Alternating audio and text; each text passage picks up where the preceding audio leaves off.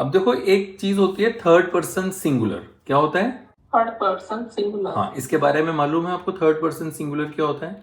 जैसे हम किसी थर्ड पर्सन के बारे में बात हो रही हो जहाँ पर बिल्कुल ठीक है। ना मैं, ना आप, ना हम खुद, ना हमारे सामने वाला, कोई और वो भी कितने?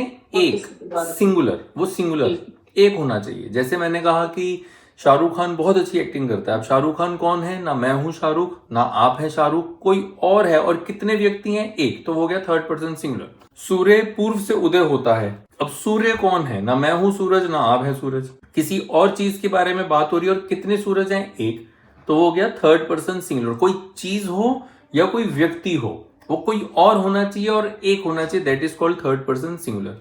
मेरी बेटी बहुत शोर मचाती है। अब बेटी कौन है मेरी? ना मैं हूं, ना आप है, कोई थर्ड पर्सन है, और एक बेटी की बात कर रहा हूं, तो वो हो गया थर्ड पर्सन सिंगुलर। तो जब थर्ड पर्सन सिंगुलर भी आ जाता है प्रेजेंट इनडेफिनिट के अंदर, तो हमने क्या करना होता है? हम ये वर्ब की फर्स्ट फॉर्म के साथ एस या ईएस भी लगा देते हैं। जैसे अगर गो है तो गोज बोल देंगे, कम है तो कम्स बोल देंगे, ईट है तो ईट्स बोल देंगे। तो हम वर्ब की फर्स्ट फॉर्म के साथ एस और ईएस लगा देते हैं। समझ में आया? अच्छा मेरे को बताओ, अगर प्ले होगा तो एस लगा के क्या बन जाएगा? वो प्लेज। गो के साथ लगाएंगे तो क्या बन जाएगा? Come, comes. Sit, sits. Write, writes. Dance, dance. Dances, dances. Dances, teach, teaches. ठीक है। तो हमने क्या सीखा कि वर्ब की फर्स्ट फॉर्म के साथ एस और एस लगा के वो कैसा हो जाएगा? वर्क्स हो जाएगा, गोज हो जाएगा, कम्स हो जाएगा, सिट्स हो जाएगा, स्टैंड्स हो जाएगा। लेकिन ये सब हमने करना कब है? जब सेंटेंस के अंदर कोई थर्ड पर्सन सिंगुलर आता है, यानी कोई तीसरा व्यक्ति हो और वो भी एक हो। ये सिंगुलर जरूर ध्यान रखना है, ठीक है। अब एक सेंटेंस लेते हैं, मेरा भाई अखबार पढ़ता है। मेरा भाई की इंग्लिश माई ब्रदर। अब मेरा भाई कौन है? कोई और व्यक्ति है और एक की बात हो रही है, तो थर्ड पर्सन सिंगुलर हो गया। तो हम क्या करेंगे? My brother reads the newspaper. समझ में आया? तो अब मैं हिंदी बोलूंगा, आप इंग्लिश बोलेंगे, ठीक है? समझ के बोलना है। वह अखबार पढ़ती है। She reads a newspaper. हाँ, अब रीड्स थोड़ा सा क्लियरली बोलना है हमने। शी रीड्स द न्यूज़पेपर, ताकि वो सुनाई दे कि एस बोला है, ठीक है। मैं खेलता हूं। I play. वह खेलता है। He plays. Yes, very good. मैं लिखता हूं। I write. वह लिखती है। She reads. She writes. She writes. हाँ, शी राइट्स, ठीक है। Writes. क्योंकि आई राइट और शी आया तो राइट ही रहेगा, लेकिन एस और लग जाएगा तो राइट्स, तो शी राइट्स, ठीक है। मैं नाचता हूं। I dance. वह नाचती है। She dances. शी डांसेस, ठीक है, ठीक है, शी डांसेस। हम बैठते हैं। We sit. राम और श्याम बैठते हैं। Ram and Shyam sits.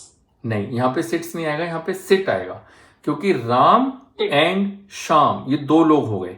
और हमने क्या सीखा?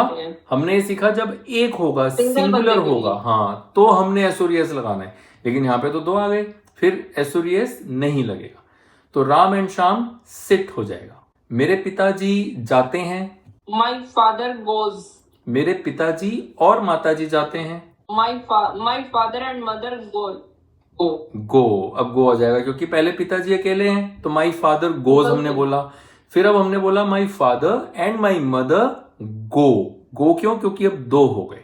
तो जैसे ही प्लूरल होगा फिर एस और एस नहीं लगेगा। एस और एस लगेगा सिर्फ थर्ड पर्सन सिंगुलर में। इसलिए कई लोग ना, कई स्टूडेंट्स ऐसा याद करते हैं कि थर्ड पर्सन के साथ लगाना है, तो मैं कहता हूं कि नहीं, थर्ड पर्सन के साथ नहीं, थर्ड पर्सन सिंगुलर के साथ लगाना है। ये जरूर ध्यान रखना है, ही, शी या इट, ठीक है।